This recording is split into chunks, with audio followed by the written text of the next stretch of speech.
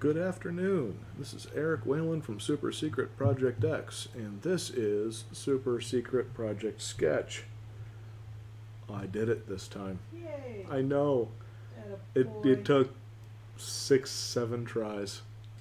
I guess it just took me to taking a nap before I started doing this. Before I got the words all wordinating in my mouth. Wordinating. Welcome to the Wordination. It's almost as good as my mortification of Murphy last week. That's true. Okay, this week, this weekend. Today I am doing Judy Jetson from, not coincidentally, the Jetsons.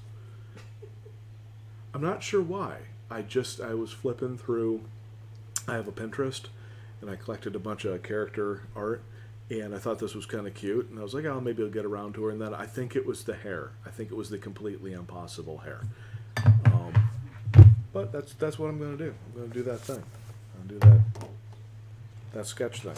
All right. One of my favorite theories, and I don't know if somebody they've actually said this, but Flintstones and Jetsons are actually the same town, just pre and post-apocalypse. I mean, I could see that. I mean, clearly the Flintstones was far more advanced than they should have been. And the Jetsons looked like they were going to blow themselves up any minute, so... No, the Jetsons would happen after the apocalypse, apparently. On the same note... I don't know about that. On the same note, Jetsons takes place in, the year 2000?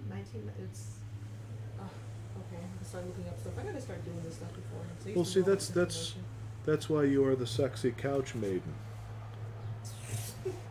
I'm just saying. Sexy, no. Maiden, no. Couch, probably. Well, yeah, but all three together. Yes. There's qualifiers in there.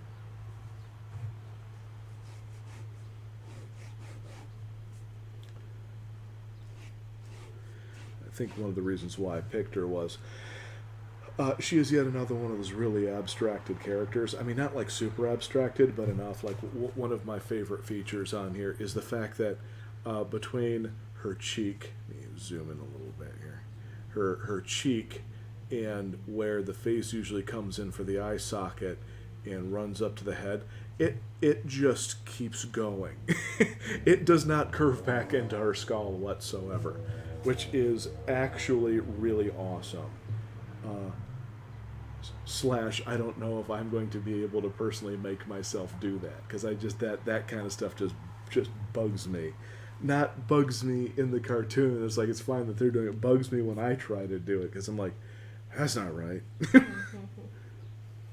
Okay, I'm reading up on some of the info regarding the Jetsons now. Mind you, this is the Wikipedia stuff, so I'm curious if this is actual canon stuff. But apparently, George Jetson was 40 years old, and Jane... I am older than George Jetson.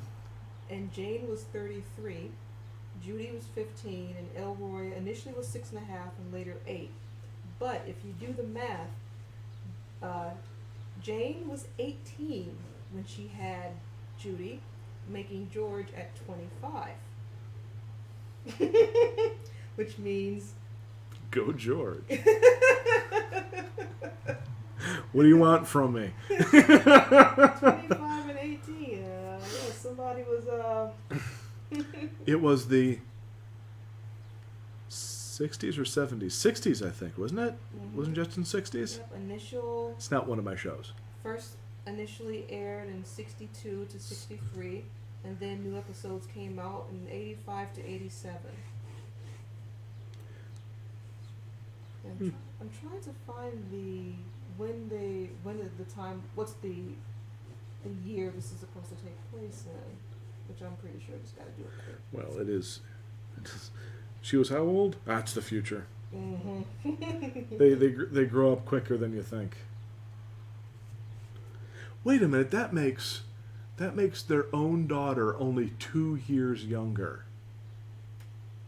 Okay, putting it like that, it's even 3. strange. 3. Wait, did you say? Because she was 18. Because she was 33. 33 minus 15 is 18.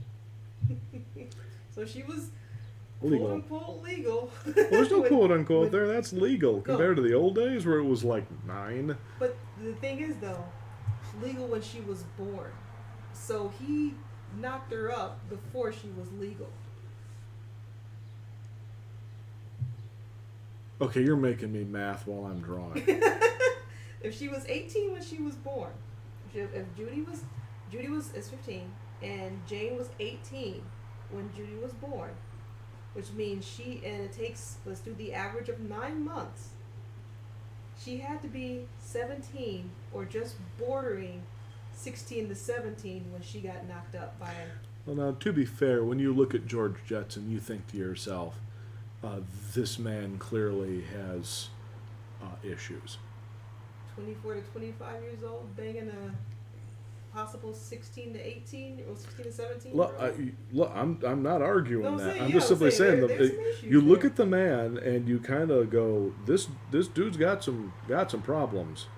Well, that explains why during the whole opening sequence, when he hands her a little bill and she takes his entire wallet.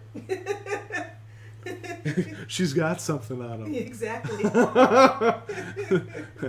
Oh, you know, 90% of that paycheck is mine, buddy boy, or that envelope full of information goes to the police. Yeah.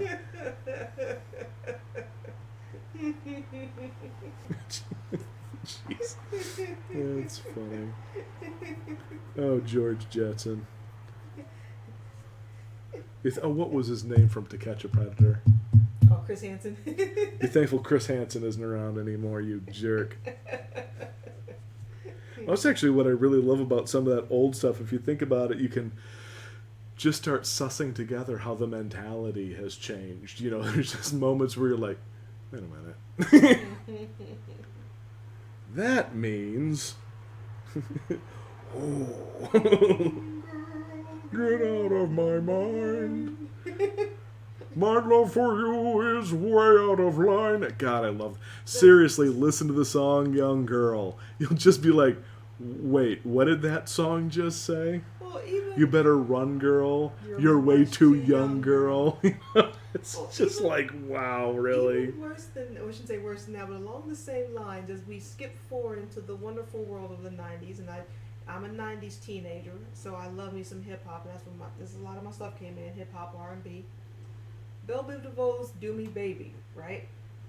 Okay, the talking bridge part, when they're talking about the girl coming behind the stage or whatever. Or I should say behind the backstage. And this is the lyrics, I am not kidding, backstage, underage, adolescent. Yes, that is the first You know line. what? That does sound familiar now that you say it. Okay. Because quite often I'll be listening to because there's just some styles of music where my brain doesn't quite register exactly what the words are. And R&B is one of the ones where I either catch every word or I just lose whole sentences. You know, and so the moment you said that, I was like, wait, that does sound right now that you mentioned that. Backstage, underage, adolescent. She's a fine, sign, like a little wild thing. Yeah. Action took place. Don't forget the J, the I, the M, the M, the Y, y'all. I need a body bag. Yes, they're talking about I having know what sex they with were an talking- underage girl. I know. Yeah, exactly. It was like, and the thing is, no one talked about that. No, one, I mean, all these years hearing that song, and as I'm growing up, I'm just like, no one's ever mentioned this. Why is this not more? No one's talking about this more than what it should be. And I'm like, Well, this is creepy. there was a weird culture about that for the longest time. What show was it? God, I want to say it was Radio Lab. Anyways, they were talking about Gary Glitter, which is a horrible person. No, Dan Carlin with Hardcore History. He had a bit where he was talking about, and the whole point of his bit was he was discussing, when do you judge things in the past compared to things now, like how things are now. He's like, do you start judging them at 10 years ago, 50 years ago, 100, 500 years ago? Because he went through and he was doing that exact issue with rock and rollers and starlets is the wrong word. Groupies. Groupies. And he was like, the most famous groupie in LA, and I forget her name, was 14. And you just, and that was with like the Rolling Stones and, you know, big names. And like, and they had one club, forget the name of it, but the whole point of it was a small club, was so that groupies would get into skimpy outfits and dance for the rock stars. But like everybody was like 16, 17 and under. And so and it was a really interesting thing, the whole, where you just go, like he was just discussing, he's like, okay, well, if you think about this like 200 years ago when people were taking 12-year-old wives, everyone goes like, oh, but that was blah, blah, blah years ago. And then you do this like well, some of these dudes are still around. You know, some of these guys are grandpas. Some of these guys are like rock legends and stuff. And you just end up going like, yeah, wait a minute, he's right. And it was a real interesting, hardcore history is always really interesting. But he was discussing, he was like, at what, and he didn't have an answer. He was just asking, at what point do you go, oh no, 10 years ago, 100 years ago it's okay, but 10 years ago it isn't. Like he's like, most of these people are still alive. You know, and it's just. I have to see if I can find it again. Yeah, see if I can find it again. There was actually a historical discussion talking about that whole thing of what we would consider underage and stuff of taking young girls and all that, and how that's actually being now proven to be a myth, and it's actually it was basically being used to excuse guys to get young girls. Yeah. And it was more of an excuse than anything, and it wasn't as prevalent or as true as what people say it is. And I actually saved the article, and it was one of these history things that I was reading about. I said, oh, this looks like an interesting topic. I'm saving it for later. And because he even said, legally speaking, it wasn't legal back then. It was just for some reason though, and it wasn't as prevalent as some people would think, but it was prevalent enough that it was sort of this weird little oddity in like rock history where this stuff was just totally okay. You know, it wasn't okay, but everyone acted as if it was. And he discussed, times where, rock people were taken in and this and that. Oh, what's his name? I'm forgetting the classic rock guy, the one that married his 13-year-old cousin. Jerry Lee Lewis. Thank you, Jerry Lee Lewis. And Jerry Lee Lewis is being Jerry Lee Lewis over here. He's like, and then they went over to the UK to do performances over there. And they're like, oh, who is this? Blah, blah, blah. So this is my wife. And they went, excuse me, how old is she? It's like, oh, she's 13. No, don't worry, she's my cousin. And it was like over here, for some bizarre reason, nobody said anything. Then it got into the UK, and everyone in the UK was like, no. What?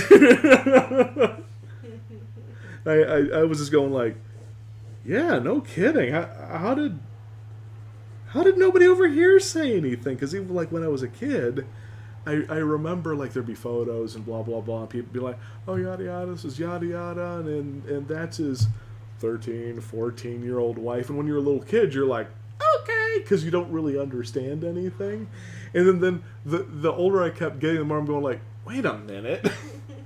Because I would be like 13 or 14 going like trying to do the math in my head going like, what if I married like a 40-year-old chick at my age? It's like I could barely figure out how to operate my feet. You just ended up going like, and so few people said anything. Yeah, that's actually been one of the things that's been coming up here.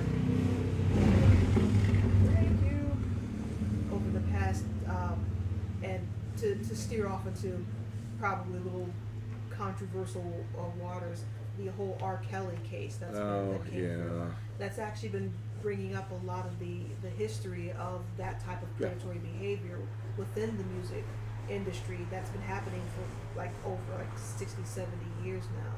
And so a lot of that stuff is actually now, it's within the last probably 3 or 4 years have been seriously coming to light, but it's been a problem for a very long time. And a lot of people are now speaking up to tell their story and to see if they, and to start trying to fix this stuff, because yeah, it is a unspoken thing, unfortunately. But well, the other thing Carlin attached it to, which was because he's really good at just like putting all the stuff together, and I'm forgetting which of the another famous singer dude from I think the 70s. Anyways, it's pretty clear the guy probably killed his wife, and so I know what you're talking about. Yeah, this. And so when the cops and everything came in, he was like, "Oh, I'm a star, blah blah blah, yada yada," and basically they were letting him just get away with contaminating the murder because he's famous, contaminating the murder scene, and lying to the, and everyone's like, "Oh, you're famous, it's okay, blah blah blah," and he connected it all to that. He was going like, he's like, isn't that just generally a problem in the first, in the first place? And then he was like, can you imagine, because it's in essence the same thing as Biden, or pick any politician, going to any fancy restaurant where you need a reservation and saying, "I'm blah blah blah, I want to sit down right now," and them just letting him in. Yeah. And in actuality, the way things should work is he should wait his turn. It doesn't matter if he's famous or not. Yeah, it's that privilege. It's just sort of a privilege where it's like, I mean, unless the restaurant says on it, this is what we do, but until then, it's like a line's a line. It's like, put my favorite rock stars or whoever in front of me. They're just people. Yeah. I mean, they're really experienced, very talented people, but they're just people.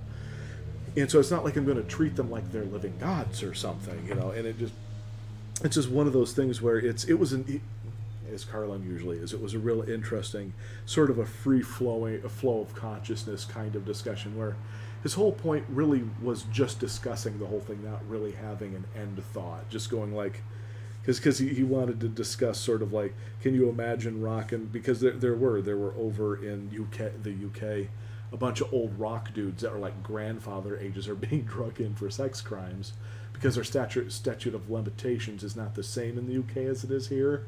So it's like, can you just imagine suddenly your grandpa being drug in for stuff that he did? In my case, my grandpa would have been World War II.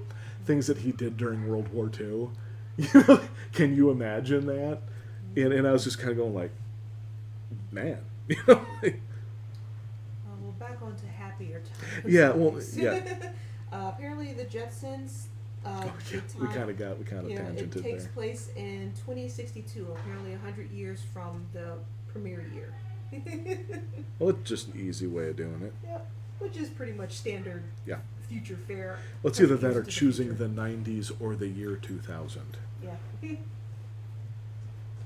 Year 2000.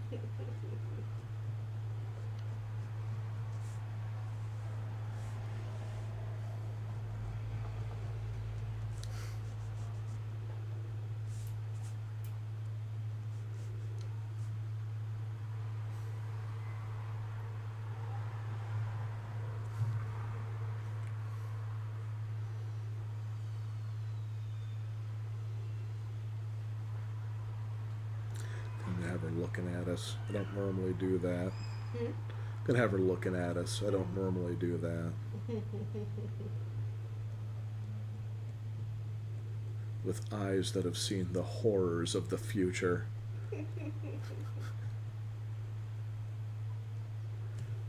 In a world ruled by radioactive cabbage men. Well, that explains the pooty toot toot of their vehicles.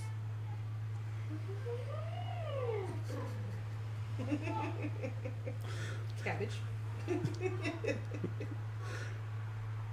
There's no way I can argue with you on this because it's just like, yes, honey. Yeah, you're the one that brought up Cabbage Man. I'm just trying to imagine like what kind of really ridiculous things that they would have seen in that future. You always kind of want to look at that stuff and go like, wait, did they have like a Planet of the Apes moment? Because you kind of think of it in Futurama terms, where clearly the weirdest things have happened repeatedly. Well, there was in the 80s version that weird alien thing with the springy legs that came to them. Yeah, there was that. I don't remember that at all. It was like Orbity or something. Let me look it up. I remember there was that alien with the giant giant head helmet. That was Flintstones. And Was that? Oh, that was Flintstones. Yeah, that was the Gru?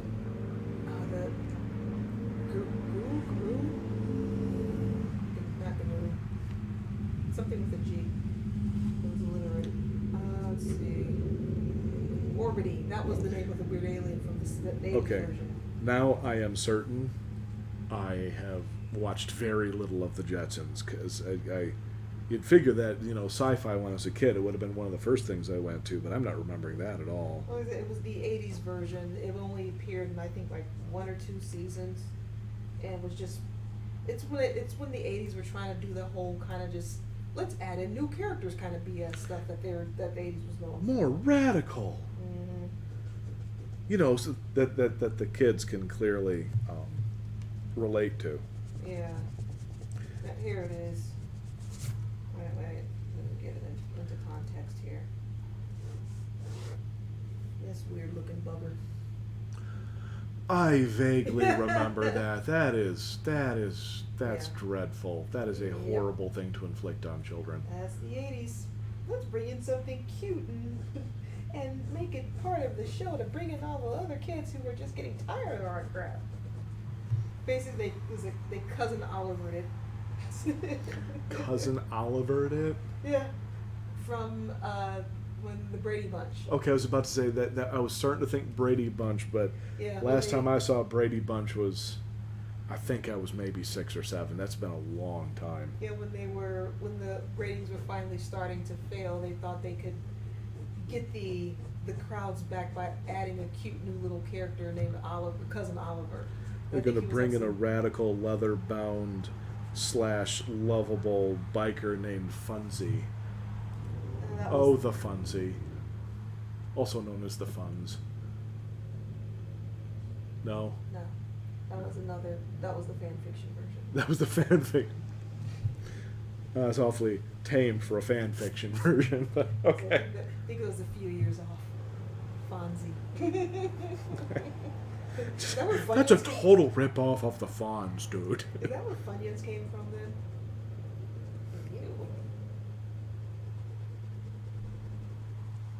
Alright, we're talking about Orbity. Now, what was the other one that we were talking about? Orbity, it's even a terrible name. Yes, it is.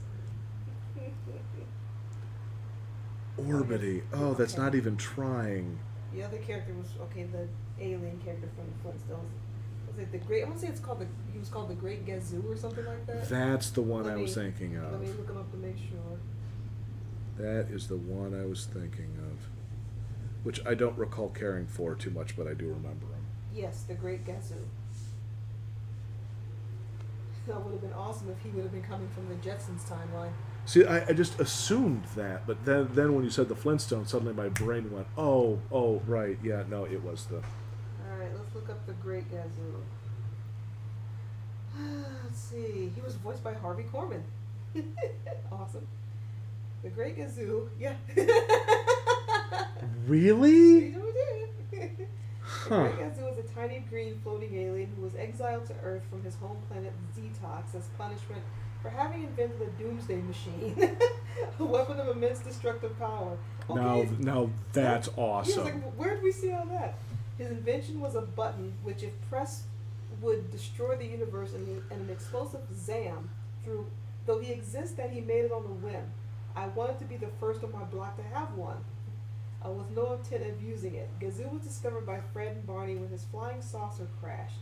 Gazoo recognizes Fred and Barney's world as prehistoric Earth, implying Zetox banished him through time as well as space.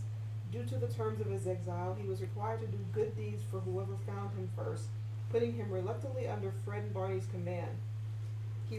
Gazoo refers to Fred and Barney as dum-dums and constantly causes problems for them.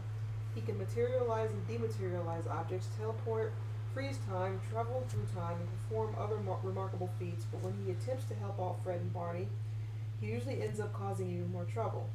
Well, he should. The only people who are able to see Gazoo are Fred, Barney, and children. Animals can see him too. A running gag is that Fred argues with Gazoo while Wilma believes that he's talking to himself. When their daughter Pebbles says Gazoo, Wilma thinks Pebbles is sneezing. The plot point regarding Gazoo trying to return home is never resolved because of the cancellation of the original series. The character does not appear, nor is he referred to in the immediate follow-up series, The Man Called Flintstone, or in any other later spin-off series or animated movies. Oh, I've never seen Harvey Korman that young before. Wow. Until you showed me that photo, and I know this is really stupid, it never occurred to me he was young. Yeah. He just always looked like he was that perfectly well-aged kind of old poop. I mean, the youngest I remember him is from Blazing Saddles. That's the youngest I remember him being, and he's clearly not a young dude at that point.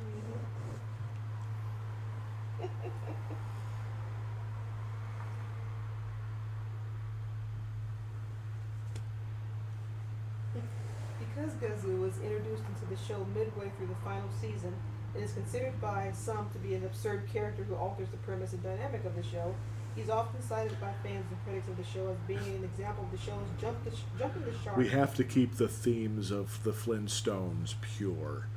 It's such a serious concept. Oh yeah, for that time period, yes it was. It was original. But it was one of the first major animated shows at that time period. I'm not arguing that, but the mentality of most cartoons at that point in time is just to be absurd and, very easy to mentally digest. I mean, it's... Well, I can see the explanation for that, because when you have a setting that's set around prehistoric yada yada, and you have caricatures of the various stars of the time set in Stone Age stuff, to have a random alien pop up and do the whole goofy kind of thing, that is a little absurd and very kind of out of place. So I can see where they're coming from with that. In a show where cavemen drive around in stone cars, yes, using their feet as motors, yes, that was too absurd. No, because that kept with the theme. Having weird green doomsday-making aliens pop up in a place where you have pterodactyls being record players.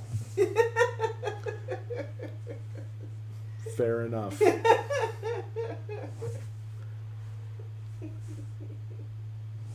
If I had made her, I actually wanted to do the whole head, and then I realized I really just wanted to do her face, because the amount of hair coming off the top of her head is rather stunning.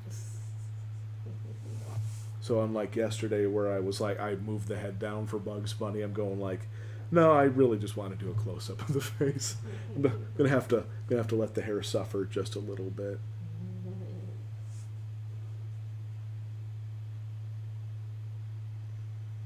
Actually put the bow about there.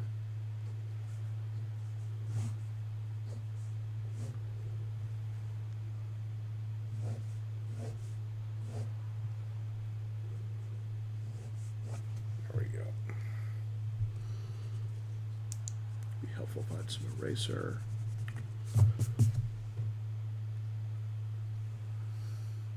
And I just realized as I swept my eraser off my page, I nearly hit the end stream button. Yeah, you gotta be careful. I'm gonna have to keep my eye on that. I'll just be like, then I'm like 20 minutes later, I'm like, what a great sketch. Stream's been over for a while. Yeah, I would have looked up at our preview thing, going, hey, why is everything dark? What the heck, dude? What the French toast? What the French toast?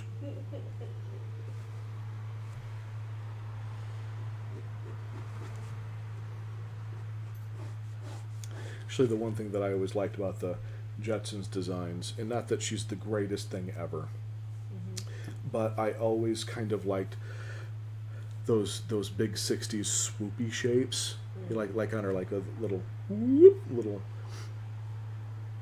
There's just something really fun about it, and I don't even know how you would make someone's hair actually do that. I don't even really care, to be honest. Yeah, they're not as pronounced on the original artwork and stuff, but I can see with the sheets that the examples you're using, or these character sheets you're using, yeah.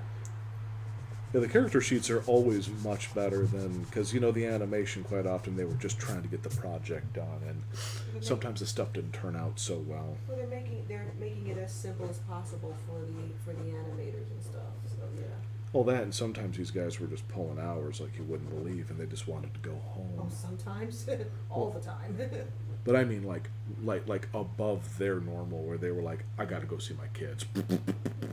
Done, out the door. Well, there's the rumor of Tex Avery, of how he never went home, and he never moved from his desk, and he actually that was the reason why he died, because he never used the bathroom and died at his desk apparently from not going. It's the rumor, but it's not a terrible one.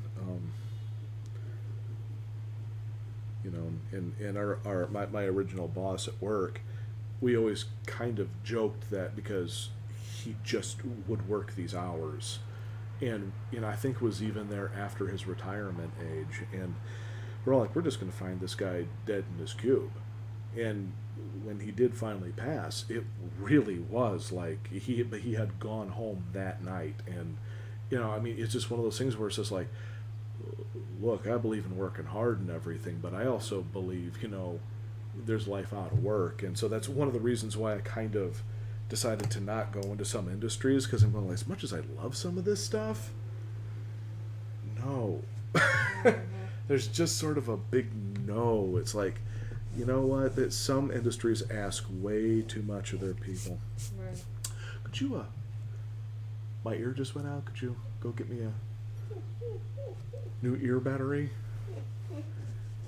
It's just, I wouldn't normally say, but now I have hearing on one side of my head, not the other, and it's really disconcerting. All right, let me grab you.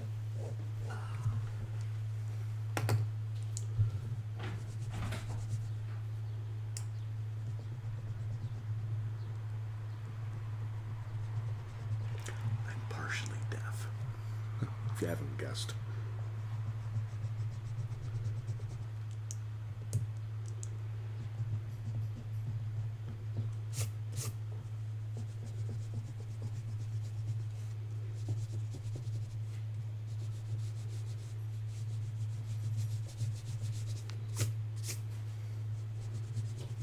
Wonderfully enough, you have one left of this one particular package. Woohoo! Right on. Wait, how did I have one left? How did I the other one must have fallen out. On live stream. We need a station, like a little, what is it, the station break pauses?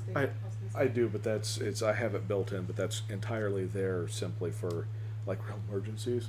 That's not a real emergency. And I have zero embarrassment over the fact that I have hearing aids. Which just goes to show you, I ain't young anymore. I have hearing aids. Well, not only that, but hey kids, take care of your hearing when you're young. Yeah, no, seriously. Part of this is because of way too much heavy metal in my youth. Though, admittedly, some of it was kind of worth it, so. But again, kids, take care of your hearing. Yeah, kids, It's serious, like, don't do that. Yeah, once it's gone, it's gone. Until the day when, like, true cochlear implants can really... Or we finally have stem cell research miracles, yeah. We're just going to regrow a blah. Here's your whole inner ear rebuilt.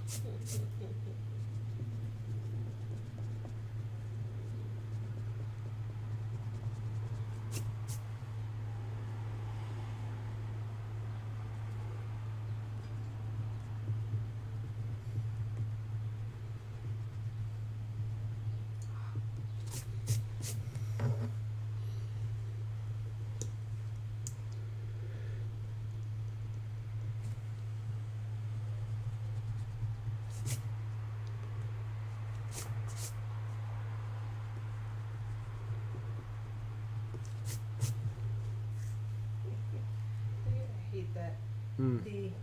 the digital equivalent of getting up and going into a different room to get something and you forget what you're gonna get is opening up a page on your browser and then forgetting what you were about to look up. Oh, just Facebook. Facebook completely takes advantage of that, and I've noticed that on some other pieces of software too, and it just irritates the crap out of me. It's one of the reasons why I don't use a ton of social media.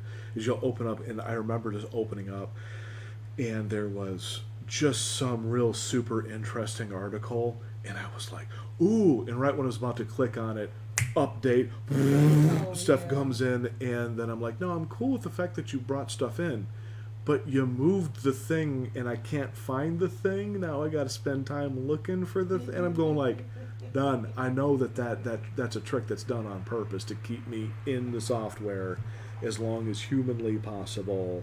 And I'm like, and that's why I don't use it. I'm going like, it's literally designed to play with you to a degree that makes you just stay in it. And it's just like, no, I'm sorry. I'm cool with a little bit of wasting my time, online. I am not cool with that kind of wasting my time online.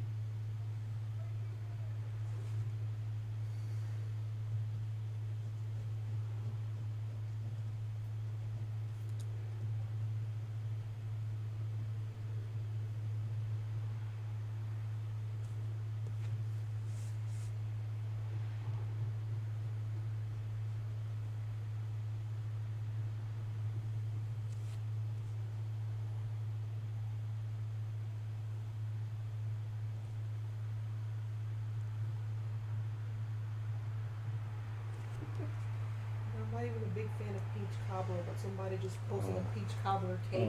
Oh, I can eat myself some peach cobbler. Yeah. A friend of mine just posted a picture of peach cobbler cake, and it looks amazing.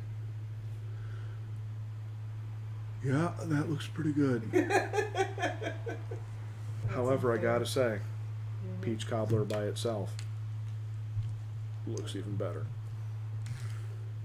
Nothing like molten peaches and biscuits. Ugh. You see the biscuits. We come from different places and stuff. Well, I come from farming tradition, and there's a lot of biscuits and fresh fruit and blah blah blah. And I come from soul food tradition. There's fresh fruit, but there's like cake and there's pastry and dough and lattice work and all of that. Yeah, I'm not saying this the way you guys do stuff is wrong. It's a different tradition, and I'm just simply from a different tradition of putting that stuff together.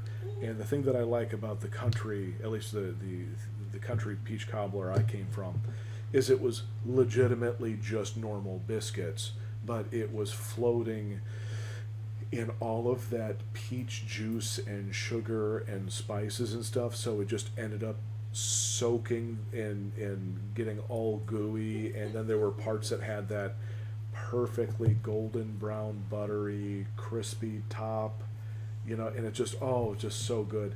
And a lot of people just go like oh shoot, I'm forgetting one of the names of one of my favorite ones, not peach cobbler, apple crisp.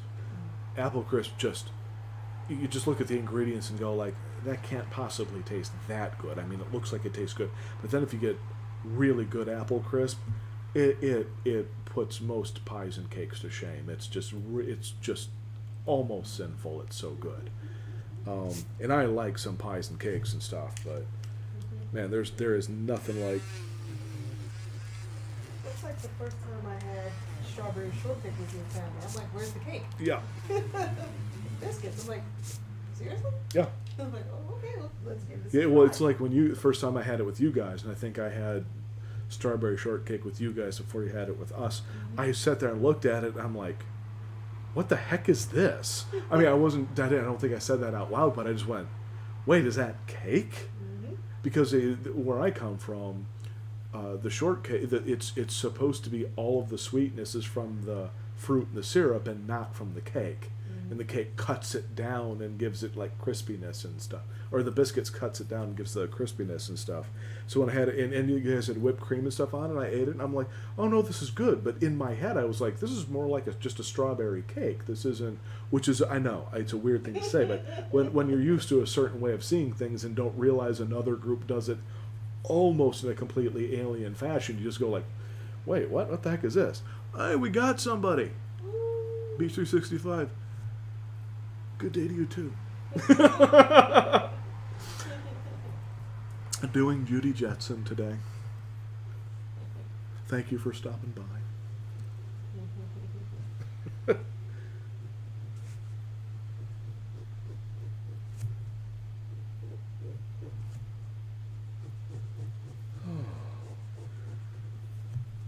I am thankful it's been a quiet weekend, though.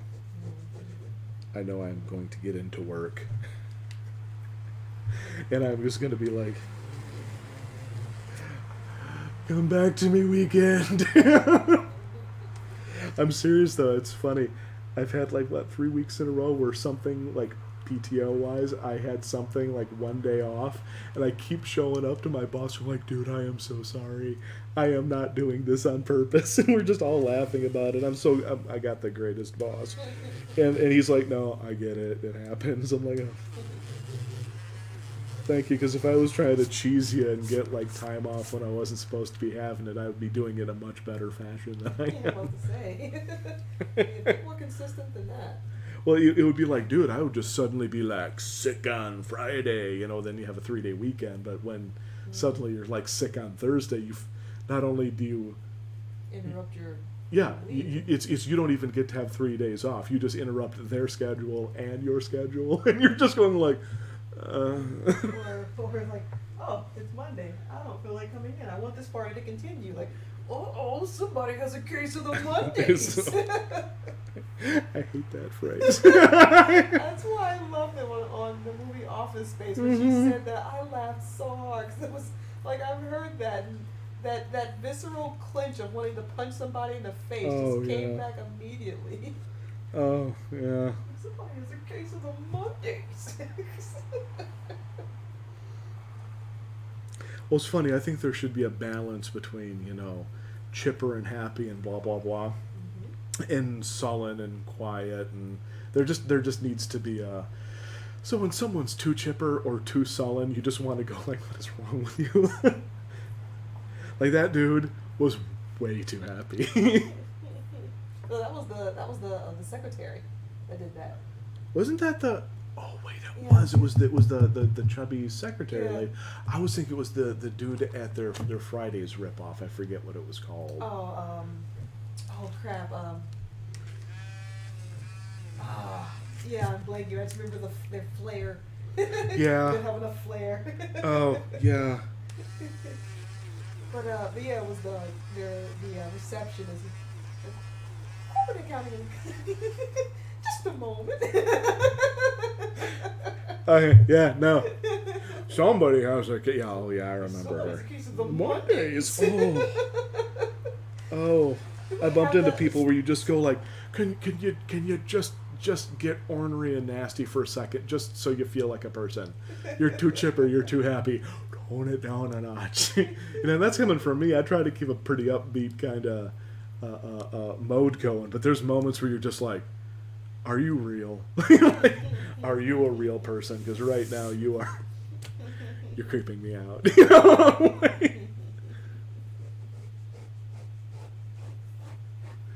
I think one of the things that I dug about Judy, she had white hair, right?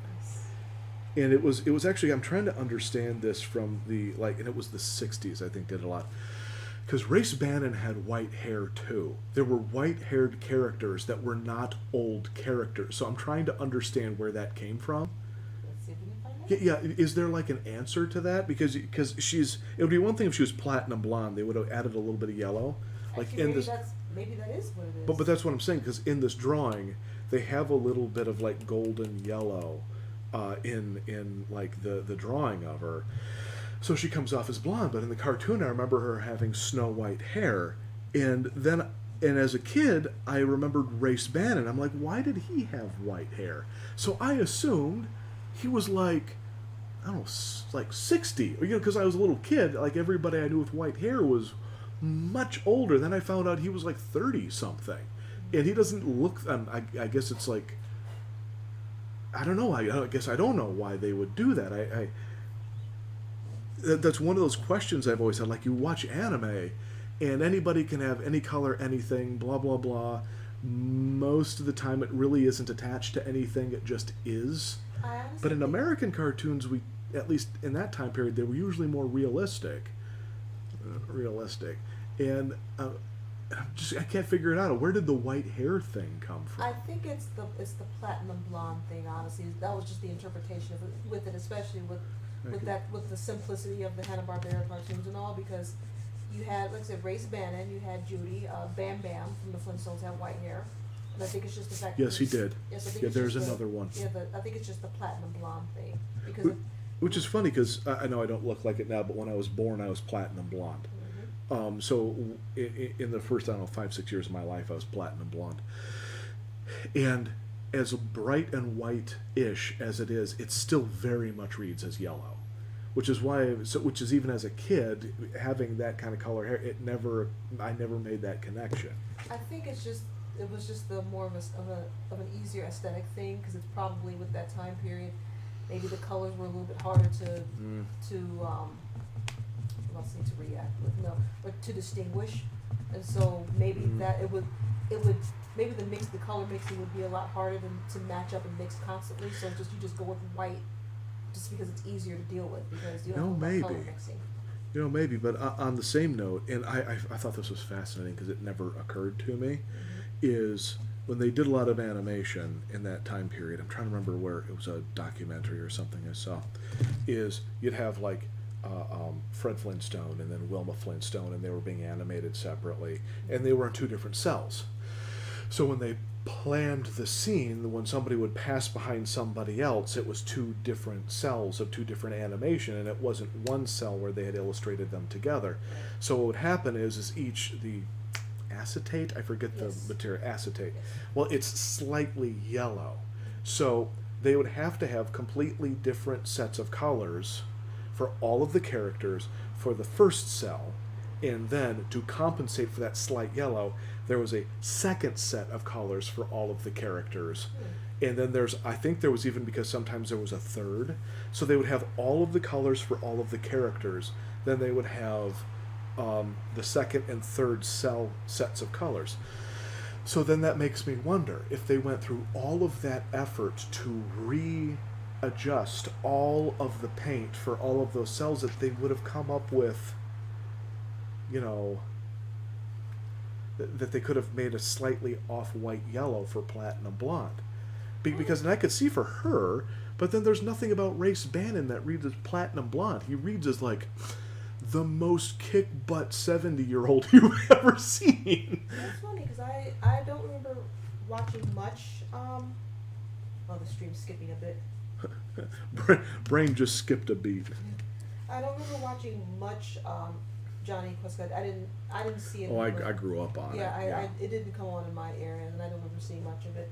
But when I did see him, I saw him as being more like being a younger guy. But for me, it was more like he was in his 40s or so. But he just had white platinum hair. Yeah. Because I've seen so many characters that had white hair. To me, that didn't read as old.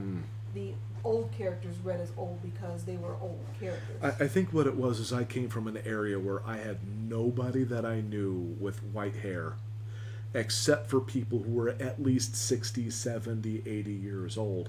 because like almost all of my family, when it reaches to a point, just gets like like very white hair, or at least did when I was younger, you know. And so I that always confused me, and I'm always just kind of like staring at these characters, going like, no, it's totally awesome that you have the snow white hair. And I'm just wondering if there's a legitimate reason.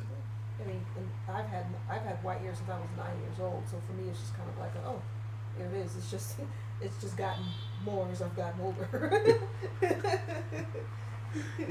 It's funny. I went from platinum blonde to redhead, and now I'm sort of this dark mutt, reddish brownish color. You can tell how many different people are in my family line. It's just, you just end up going like, how many Europeans are in there? Like a lot of different ones. My ancestors got around.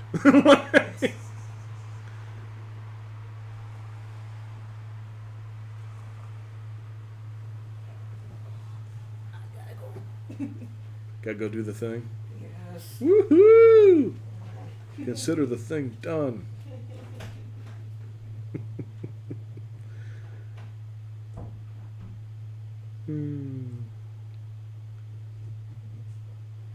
Alright, so at this point in the drawing, now that I'm satisfied where all the base shapes and stuff are, now's the time where I go in and I actually start playing with lines and such. Because, frankly, I used to tell my students this a lot. It doesn't matter how good you are drawing eyes, if that eye is in the wrong spot and is it the wrong size. So to me, the early stages are the most important ones, even though they're the boring ones. And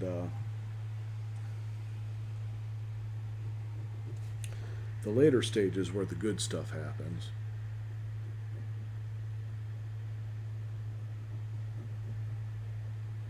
Are the ones that go by actually pretty quick and are often the most fun, but you want to make sure it's all, you know, in the right spot. Or it doesn't matter how good your eyes, your muscles, your whatever is. No, there's some people out there they can just put stuff down. God, I wish I could be one of those people. I saw at a convention years ago Fred Perry draw a character in straight pen. I still have never seen anything like that. Man is some kind of a cyborg. He was doing entire full-bodied characters in full costume, full hair, full expression in like 2 minutes, and I sat there watching him do it, and I have never been able to figure out how to do that. So I always have to spend time on my layouts. So unless you're a mutant cyborg like Fred Perry, make sure you have a good layout. Dude is a machine. Holy cow.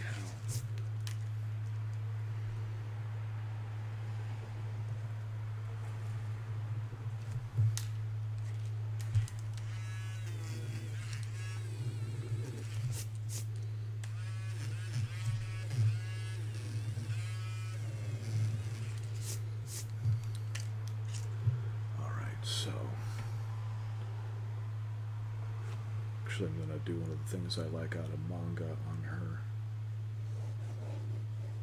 There we go.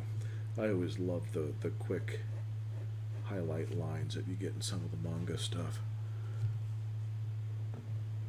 And I think it works well in some other cases. And so let's just say she is platinum blonde. Even if she is just like Snow White. She has like Snow White hair. I still think some highlights would be kind of awesome.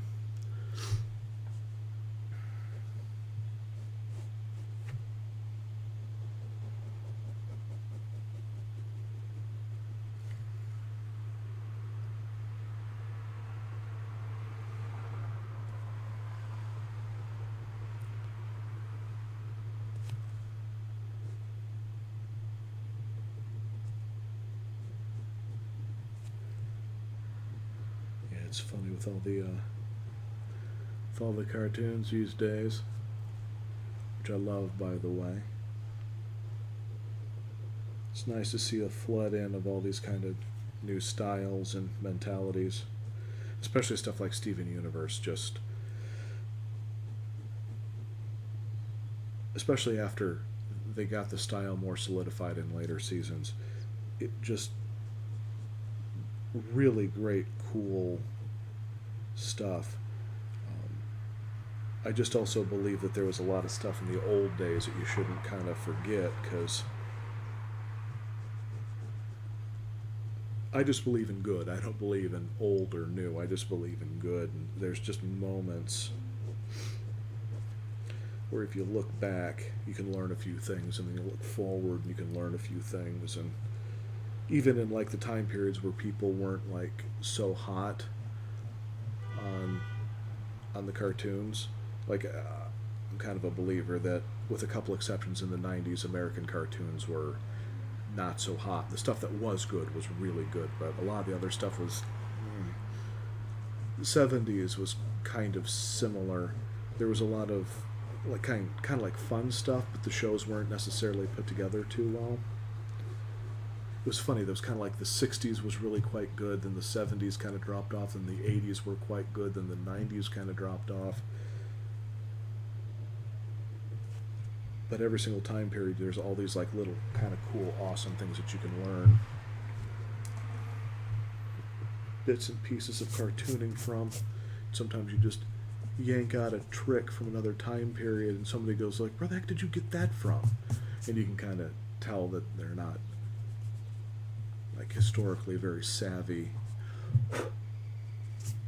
on different cartooning styles.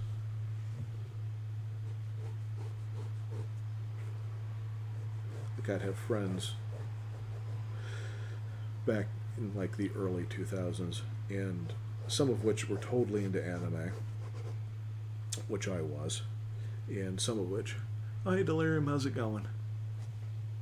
And then I'd have friends, and back in the early 2000s, I had some friends that just, they were really still all about the 80s American animation is the greatest, blah, blah, blah, yada, yada. And the thing was, is the shows that they liked were shows that I liked too, but they couldn't get their head wrapped around, you know, this new big-eyed stuff called anime. And I would just end up going like, well, dude, it doesn't matter if it's different or if it's better or worse. It's just, it is. And so you kind of look at it, you try to have a new experience, and you try to, so I saw one thing I didn't like. It's like, oh, okay, well, I don't know what to tell you, because personally I think as much variety in what you're seeing as possible is a good thing, even if you don't like everything initially, because, like, for example, and I thought this was really funny, and Lashida and I were both doing this, when Adventure Time was first announced, and I will be completely honest, I had a super hard time with the style, but it looked just crazy enough for me to go like, this looks like this is something that might have some potential. And Regular Show was another one, and I'm not really huge on the super abstract stuff, at least back then. I've gotten a lot better with it. And God, we would just catch shows, because we have a 3-show rule. If there's something that's any problems, we'll watch 3 shows just to make sure. And we watched Adventure Time, and we were like, this is insanity. This is so great. Then I watched Regular Show, and wife was in the other room. I'm like, honey, you better come in here and watch this. And they've since become some of our favorite shows. And I'm not saying that they're better or worse. I'm saying that, you know, it's just, its variety is important, you know, just, like, for example, I know this is ridiculous, on Tubi, when I fall asleep at night, I have Inspector Gadget from 1983 playing, And it is not the greatest show in the world. I'm not going to sit there and be all like, oh my god, Inspector Gadget. But there's little moments in it where I'm watching the animation and I'm watching the backgrounds and I'm even watching some of the story stuff, and not that it's that complex, but I'm just catching little bits and pieces. Like it was a Japanese studio that put it. I believe it was a Japanese studio. There's a lot of Japanese names. And I could have sworn I saw AIC in the credits. Anyway, you could just see these moments where, or these backgrounds where you're just going like, that is a really good background. I mean, really, like, and sometimes they only show them for a split second, but you're going like, that is a fabulous freaking background. And there's little moments of animation, and admittedly, there's moments where the animation just square out sucks. Won't even argue that. They clearly only paid so much money for the show. But there's little moments where the animations are really fun. And some of the gags suck. Some of the gags are really legitimately funny. And one of my favorite bits is in the opening sequence. Inspector Gadget comes in and there's the safe, and he undoes the safe, and his commanding officer hands him the letter that always explodes, and he reads it, and then he just gives him the letter and shoves the safe door shut, and the whole safe just glows with the dude's skeleton outline on the inside as the bomb goes off, which is mildly funny. But what I loved is there's a little safe on top, and it immediately pops open, and the dog Brain, his head just shoots out and goes like, "I'm on." And every single time I watch it, I'm going like, the opening to Inspector Gadget is really, really fabulous. Like, oh yeah, it's not a perfect show, but man, it's one of those ones where you can kind of look at it, and it's got kind of a style that's not done that often, and yet you can have the jokes about Penny always being captured and tied up and blah blah blah. It's all there, but it's just. Yeah, I think I've seen just fun. The Inspector Gadget style, or the animation style, used once before or once afterwards. I was about to say it. I think I've seen it before, but I can't remember where. Is it Tokyo Movie Shinshin that does it? But I know Heathcliff. That was when it was used. Okay, also. that sounds about right. Heathcliff, Inspector Gadget, because it was under the DIC license. Yeah, it was DIC. And I know those guys were with it. I want to say it was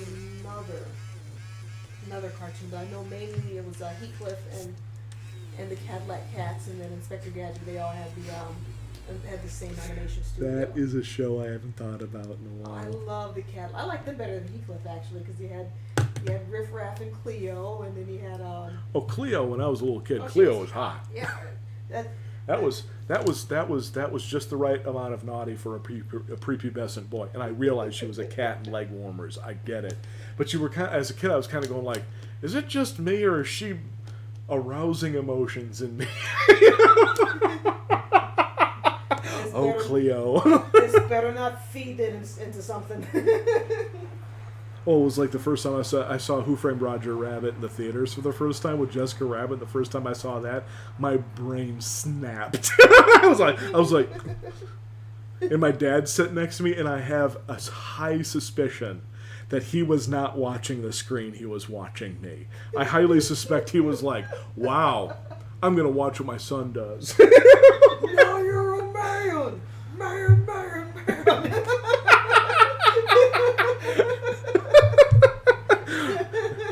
And puberty hit during Who Framed Roger Rabbit. Speak of the devil. Oh, devils. Oh, wonderful. So good. So funny.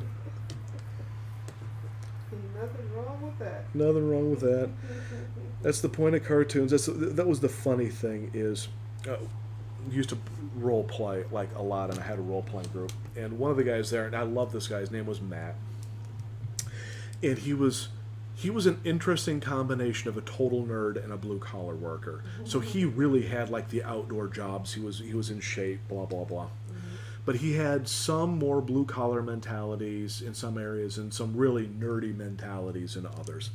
And there would be a lot of us that would be like, have you seen this latest hentai pic? Blah blah blah blah blah. He's like, I don't get why anybody would look at a naked cartoon character. And I looked at him and I'm like, wait. You look at girly mags, don't you? He's like, yeah. I'm like, do you realize how much photoshopping has been done on those images? He's like, no. I'm like, about as much photoshopping work has been done on your images of your centerfolds as those illustrated. So you're not even really looking at real women. Yeah. And he just kind of stopped and went, I didn't think about it that way. I'm like it's not, it's an image. Yeah. It's a flat, two-dimensional illusion that makes you think there's a person there. She's a character. The character you are looking at is a character. You're right. And so it just ends up like in there symbolic. Yeah. Symbolic. You know, this isn't a real person. This is a bunch of graphite on a piece of paper. You know, and so it doesn't really matter if somebody reads this as infuriating or enticing or giggle-worthy or whatever it is what it is. Right. And then just, you know, and so and he kind of sat there nodding, going like, I didn't think of it. I'm like, you don't have to agree with us. Just consider the fact that you're looking at a lie too. She's still a fantasy character. It's still a fantasy. That's exactly right. And when you look at like at Heathcliff with Chloe, that's exactly the same thing. Cleo. I was so close. She represents things. And so they, on purpose, didn't make her all slobby. They made her walk tall with long strides, and they gave her the big effeminate hair and blah, blah, blah. She always walked on her feet, incorporating she walked high heels. Yeah, she was always up on her toes, and so she was, you know, these are all symbols. And so people can make fun of you if they want. It's still there. But it's all kind of the same thing. You know, you look at a Playboy image. At the end of the day, it's just like, it's still just a photoshopped thing. So. And the one that I've heard from people say, well, it's a picture. It's still a real woman that's based off of it. I'm like, well, so are the cartoons. Yeah. They're based off of the fantasies of people who are drawing them. So I'm like. Yeah. Again, what's the difference? Yeah, what's the difference? It's all flat images. Yeah. So, anyway, I think that's. Oh, should probably clean up a few more lines. That's pretty good.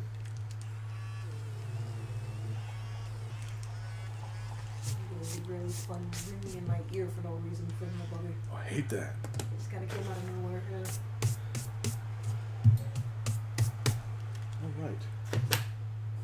All right. Now comes the. Now comes the moment, traditionally at the end of all of my sketches, where two characters are facing each other in my sketchbook and will be sealed together for eternity. We have the end of the episode, Smooch. It's cheesy, it's ridiculous, but Bugs Bunny, meet Judy Jetson. There you go. Sealed, fresh, forever.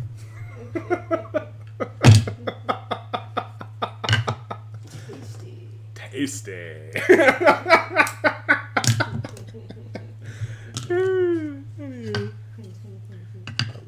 Mr. Rogers' been out of the way. I just had 2 proper box operations in a row. Love it when my box comes together. There's a joke there I'm not allowed to say. That didn't sound quite right. So many jokes I can't say. So many bad things that could have been said. Anywho, everyone have yourself a good week. We will be back next weekend, 4 p.m. Saturday, 4 p.m. Sunday, and we'll catch you later. And thank you for showing up. Deuces.